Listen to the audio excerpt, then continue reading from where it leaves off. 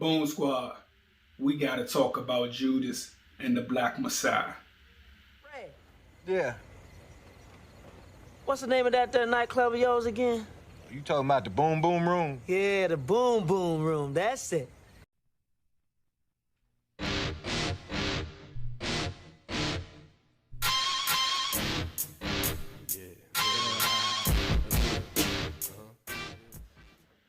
Alright, first off, I want to take the time out to thank each and every one of y'all for coming to check me out in the Boom Boom Room, hanging out, chilling with me. And I've been getting a lot of positive feedback, and I want to let y'all know that it's all very encouraging, and it makes me want to keep doing this. So I want to thank y'all. So now that that's out the way, let's talk about this movie. Alright, so I had always heard of Fred Hampton, but I wasn't too familiar with him. So this movie gave me the chance to educate myself on who Fred Hampton was, and just learn more about some things that I didn't know about the Black Panther Party. And it was very informative. Now this review is not going to be, I'm not really reviewing the audio and the picture quality on this review, because it's not really that type of movie, but it was I would say an educational movie. So also I would call this maybe a spoilery review, because you can't really spoil a biography because it's in history. Anyway, so let's get into it. All right.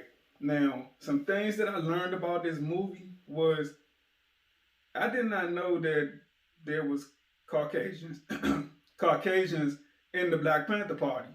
That's something that I guess was omitted from my learning or my knowledge of the Black Panther Party.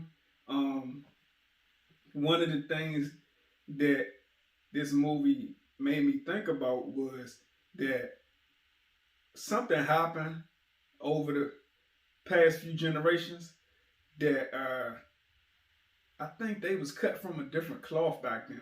Back then, I felt like we had more leaders, and not to say that we don't have leaders now, but I don't know if we had them like they had them. Like, I mean, growing up, I was always taught about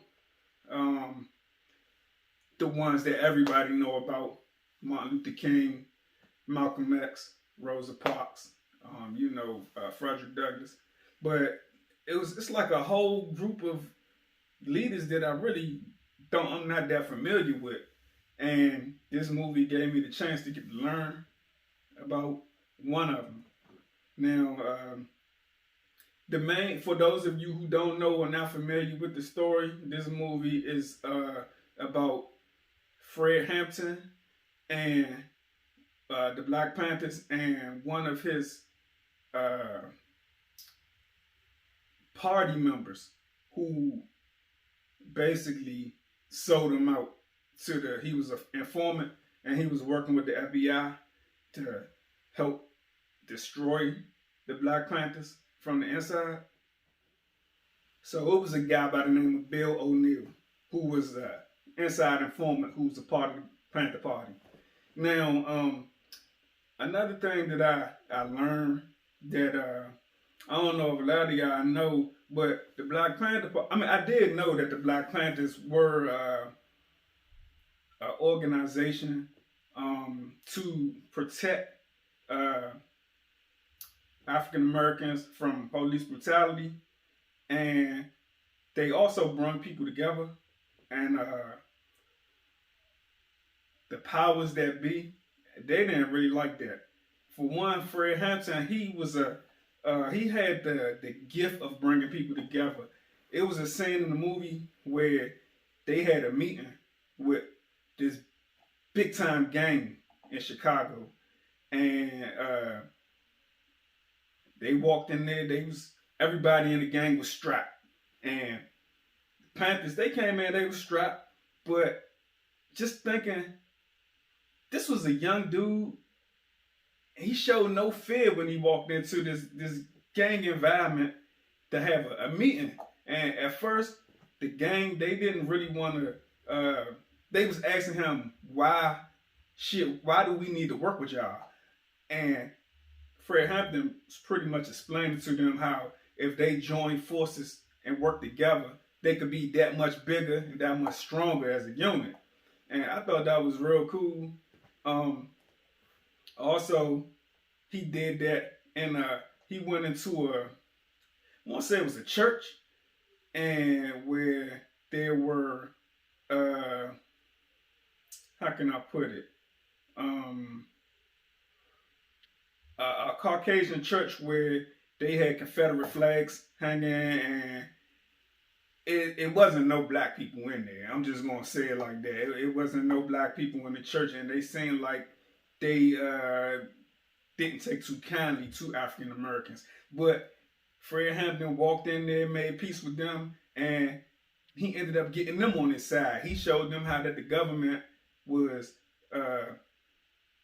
not doing good by them. So he kind of explained that to them, and I just thought that was real cool. The man had the gift of bringing people together, of unity, and that's something that I didn't know about.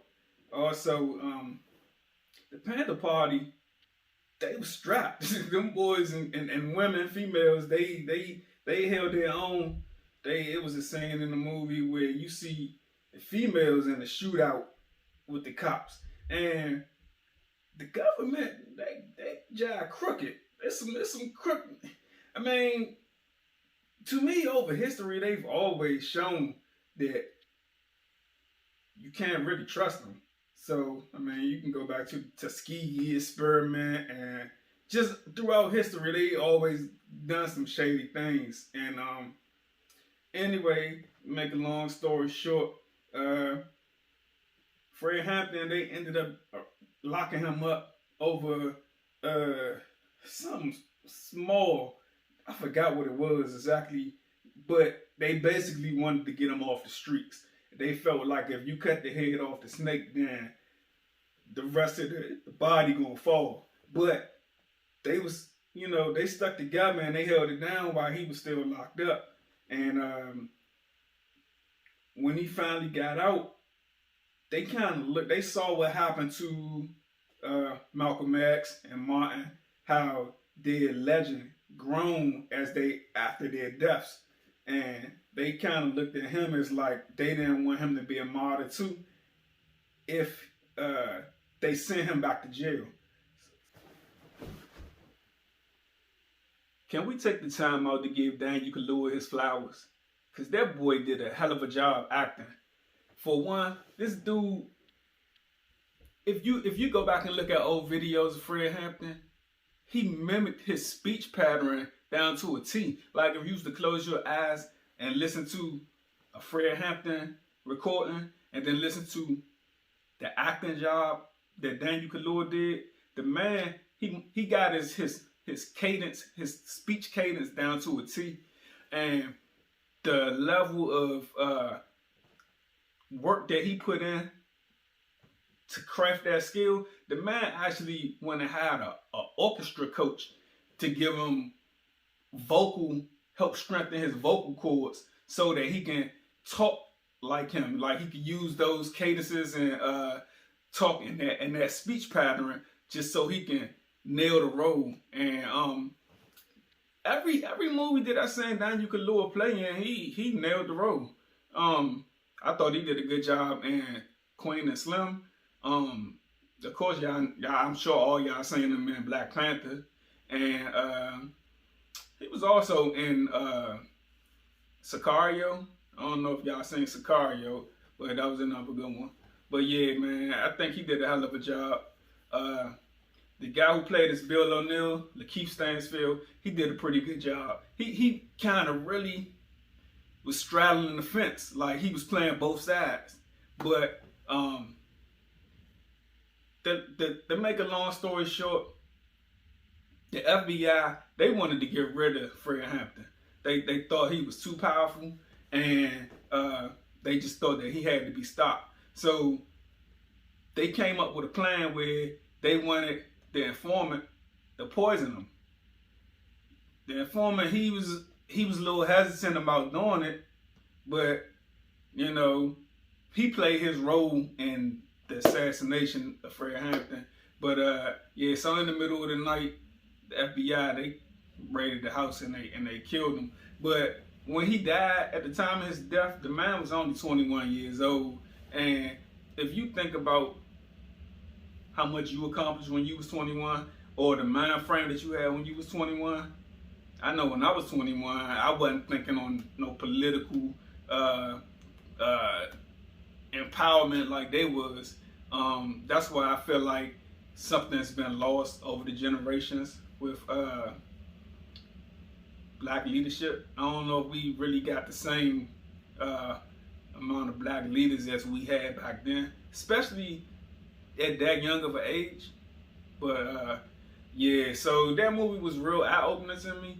And if y'all get a chance, go check that movie out. If you have already seen the movie, let me know what y'all thought about the movie in the comments below. And yeah, that was a good one. That was a good one. It was real educational to me. It showed that people, we can work together. I mean, good is good, bad is bad, and you know, it is what it is. Right is right and wrong is wrong. So yeah, but that was a good movie. Go check out Judas and the Black Messiahs if you get a chance, and let me know in the comments below what y'all thought about the movie. And thank y'all for checking out the video. I'll catch y'all on the next one. Peace.